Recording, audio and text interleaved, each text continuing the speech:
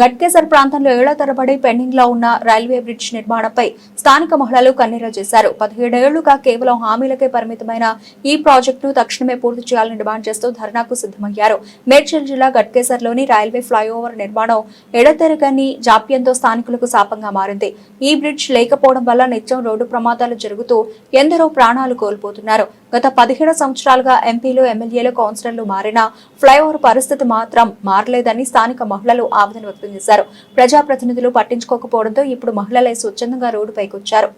ఈ రీలే నిరాహార దీక్ష తర్వాత కాంట్రాక్టర్ మనకి ఇచ్చిన వాక్ ఏంటంటే 18 monthsలోనే మేము మీకు కంప్లీట్ చేసి ఇస్తామని చెప్పినారు. ఇప్పుడు 18 months పోయి 36 months అవుతుంది. 36 monthsలో కూడా ఇది మీరు చూసినట్లయితే ఈ బ్రిడ్జ్ నిర్మాణం కాలేదు. జస్ట్ ఇది ఒక 1/2 kilometer ఉన్న బ్రిడ్జ్ మాత్రమే. ఈ బ్రిడ్జ్కే 36 months పడుతుంది.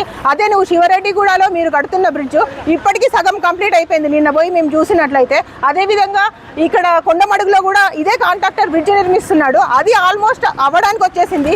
ఇక్కడ రాని నిధులు అక్కడికి ఎట్లా వచ్చినాయని మేము ప్రభుత్వాన్ని ప్రశ్నిస్తున్నాము. సో మాకు కావాల్సింది మీ హామీలు అవి కాదు, మాకు కావాల్సింది మాకు పనులు మాత్రమే మీరు ఒకటి చేసి పెట్టండి. జస్ట్ ఒక 1/2 kilometer ఉన్న బ్రిడ్జిని మీరు మాకు నిర్మించి పెట్టాలని మేము కోరుకుంటున్నాం. చీమల లాంటిది వాటి ఇల్లుని అది కట్టుకొని అది ఎంతో శ్రమపడి కట్టుకుంటుంది. కానీ ఇవాళ మేము అధికారం ఇచ్చిన మీకు మీరు మాకు ఈ చిన్న 1/2 kilometer బ్రిడ్జ్ కూడా నిర్మించలేని పరిస్థితిలో అధికారులు ఉన్నాము.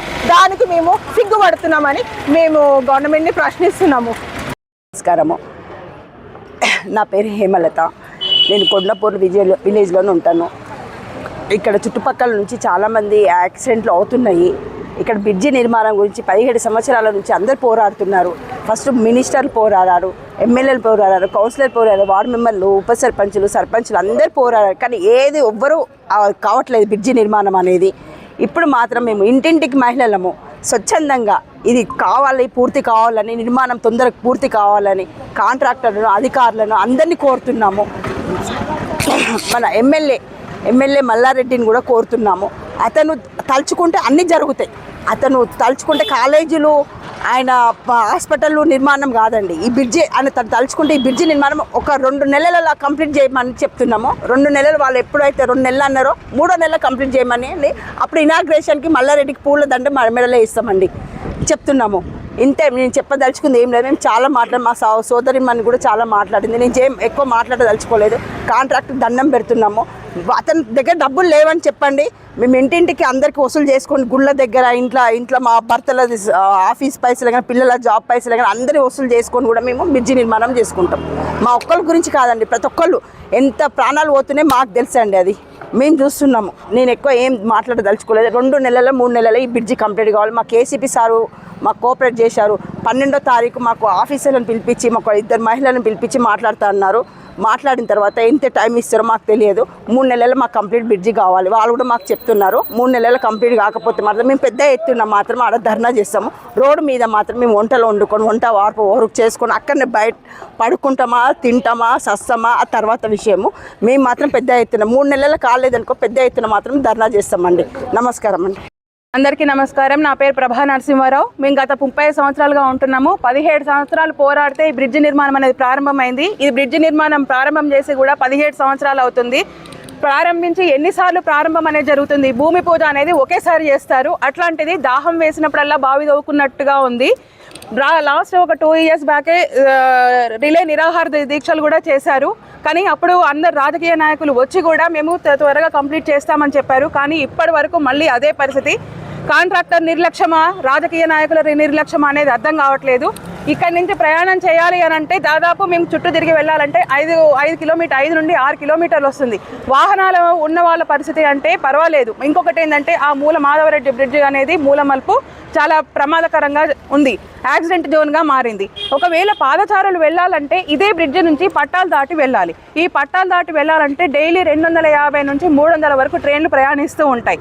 సిగ్నలింగ్ అనేది కూడా చాలా దూరంగా ఉండి వృద్ధులకు, పిల్లలకు వెళ్ళే వాళ్ళకి త్వరగా ఈ వెలుతురు కనిపించకపోవడం వల్ల కూడా చాలా ప్రమాదాలు జరుగుతున్నాయి. మరి వీళ్ళ యొక్క పరిస్థితి ఏంటి? కాంట్రాక్టర్ దీనికి వీళ్ళకి భరోసా ఇస్తాడా? రాజకీయ నాయకులు భరోసా ఇస్తారా?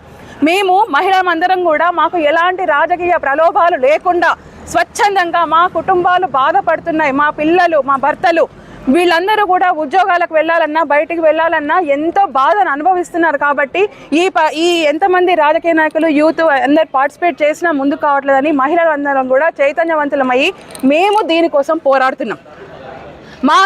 మా పోరాటానికి సమాధానంగా కాంట్రాక్టర్ సమాధానం చెప్పాలి. ఇంకోటి ఏంటంటే మేము ఇక అంబులెన్స్ రాకపోవడము, తర్వాత నిరుద్యోగులకు ఉద్యోగ అవకాశాలు వచ్చినప్పటికీ ఇక్కడ ఇన్ఫోసిస్, జెన్పాక్ట్, యాక్సెంచర్ కంపెనీలు ఉన్నప్పటికీ వాళ్ళ కాలేజ్ నుంచి వాళ్ళకు ఉద్యోగాలు వచ్చినా ఈ చుట్టూ తిరిగి రావడానికి క్యాబ్ ఫెసిలిటీ ఇవ్వకపోవడం వల్ల కూడా వాళ్ళు ఉద్యోగాలకు వెళ్ళలేకపోతున్నారు. డే షిఫ్ట్, నైట్ షిఫ్ట్ అనేది ఉంటాయి. వాళ్ళకి మరి క్యాబ్ ఫెసిలిటీ లేకపోతే వాళ్ళ ఉద్యోగాలు ఎలా చేసుకుంటారు? కుటుంబాలు ఎంత భారంగా తయారయ్యాయంటే రోజుకి దినదిన గండం నూరేళ్ళ ఆయుష్ అన్నట్టు తయారైపోయింది. ఇలాంటి వాళ్లకు రాజకీయ నాయకులు, ప్రస్తుతం ఉన్నటువంటి మినిస్టర్ కూడా 40 లక్షల ఉద్యోగాలు ఇస్తాము, 50 లక్షల ఉద్యోగాలు ఇస్తున్నాం అంటున్నారు. వచ్చిన ఉద్యోగమే నిలుపుకోవడానికి కావాల్సినటువంటి సహకారం ఇవ్వకపోతే కొత్త ఉద్యోగాలు ఎక్కడి నుంచి ఇస్తాడు? మా పరిస్థితి ఏంటి? ఇప్పుడు నెక్స్ట్ జనరేషన్ పెరుగుతుందా తగ్గుతుందా? మరి వాళ్ళ పరిస్థితి ఏంటి? యువతకి ఎలాంటి ఆదర్శం ఇస్తున్నారు ఈ రేవంత్ రెడ్డి కానీ పాత ఉన్నటువంటి మినిస్టర్లు కానీ? లాస్ట్ మూడు ప్రభుత్వాలు మారాయి. మల్లారెడ్డి సార్ 2 సార్లు ఎన్నుకున్నాం. ఆయన పాలమ్మినా పూలమ్మినా నేను కష్టపడ్డా పైకి వచ్చినా మరి నన్ను ఆదుకోండి, మీ కష్టాలను తీరుస్తా అని చెప్పిండు. మరి పాలమ్మి పూలమ్మి సంపాదించి తన హాస్పిటల్లో తను ఊడబెట్టుకుంటే సరిపోయిందా? మరి మా ప్రజల సమస్యలు తీర్చేది ఎవరు? ఆయన కష్టాన్ని తెలిసిన వాళ్లకు ఓటేస్తే మా కష్టాలను అర్థం చేసుకుంటారన్నటువంటి ఉద్దేశం చేత మేము ఓట్లేసి గెలిపించినాం. ఎప్పుడైనా వచ్చిండా? వినాయక చవితికి వస్తారు. వినాయక చవితికి వచ్చి కొబ్బరికాయ కొట్టిపోతే దేవుడు మాకు పనులు చేసి పెడతాడా అండి? రంజాన్కి వస్తారు, ముస్లింలతోటి భోజనాలు చేసి వెళ్తారు. మరి అప్పుడు వచ్చి అల్లా వచ్చి మాకు చేసిపోతాడా? మా డిమాండ్లు ఏంటంటే మాకు ఈ బ్రిడ్జ్ నిర్మాణం కావాలి, నెంబర్ 1. తర్వాత మాకు గురుకుల్లో ఫెసిలిటీ, విద్యార్థులకు కేజీ నుంచి పీజీ వరకు చేస్తా అన్నారు, అది కావాలి. తర్వాత బస్ స్టాండ్ కావాలి. ఇంకొకటి ఏంటంటే ఈ బ్రిడ్జ్ నిర్మాణం జరగకపోవడం వల్ల సగం పనులు ఆగిపోవడం వల్ల బస్సులు కూడా రావట్లేదండి. మేము ORR దగ్గరికి వెళ్ళి ఎక్కాలి. మా పరిస్థితి ఏంటి అసలు? చిన్న క్యాబ్ బుక్ చేస్తే గట్కేసారి యాక్చువల్గా 10 రూపాయలలో వెళ్ళిపోయే వాళ్ళము 300-400 అడుగుతున్నాడు. 300-400లలో ఏ కాజీ పెట్టుకో విజయవాడకు కూడా వెళ్ళేసి వస్తాం. ఇక్కడి నుంచి ఇక్కడికి 200-300 మేము పెట్టాలా అండి? అసలు మా పరిస్థితి ఏంటి అసలు? ఈ కాంట్రాక్టర్ యొక్క అసలు నిర్లక్ష్యానికి కారణం ఏంటి? రాజకీయమా లేకపోతే అధికారులా? ఆయన పరిస్థితి ఏంటో మాకు చెప్పాలి కదా. ఇక్కడికి ఇది ఉన్నదమ్మా, మేము చేయలేకపోతున్నాము అని. ఒకవేళ ఆయన చేయలేము, మాకు ఫైనాన్షియల్గా ఉందంటే ఇంటి పుస్తెల్తారుతో సహా మేము అతనికి ఇచ్చి బ్రిడ్జ్ నిర్మాణం పూర్తి చేయడానికి మేము రెడీగా ఉన్నాం. అందరు చందాలు వేసుకొని చేస్తాం. దానికి రెడీగా ఉన్నాడా? అతను తీసుకుంటాడా? ఒకవేళ నెక్స్ట్ టైం ఇది కనుక 6 నెలల లోపల కంప్లీట్ చేయలేకపోతే అక్కడ పనులు కూడా పూర్తి చేయకుండా మేము ఆపేస్తామండి. ఇదే కాంట్రాక్టర్ కదా, అక్కడ ఎందుకు పనులు చేస్తున్నాడు? అదెవరు చేయమని చెప్పారు? అది అవసరమా ఇది అవసరమా ప్రజలకి? ఇన్ని రోజులు ORR పైన ప్రయాణం జరగట్లేదా? మరి ఇక్కడ ఎందుకు చేయట్లేదు? ఆయనకు ఉన్నటువంటి పరిస్థితి ఏంటి అసలు? అదే కాంట్రాక్టర్ కదా. మరి అక్కడ 300 మంది పెట్టి చేస్తున్నప్పుడు ఇక్కడ ఒక 20 మంది 50 మంది పెట్టి చెయ్యి. అక్కడ 3 నెలలు చేసేది ఇక్కడ 6 నెలలు అయ్యి. ఆల్రెడీ 17 సంవత్సరాలు టైం తీసుకున్నావు. ఇంకెన్ని సంవత్సరాలు కావాలి నీకు?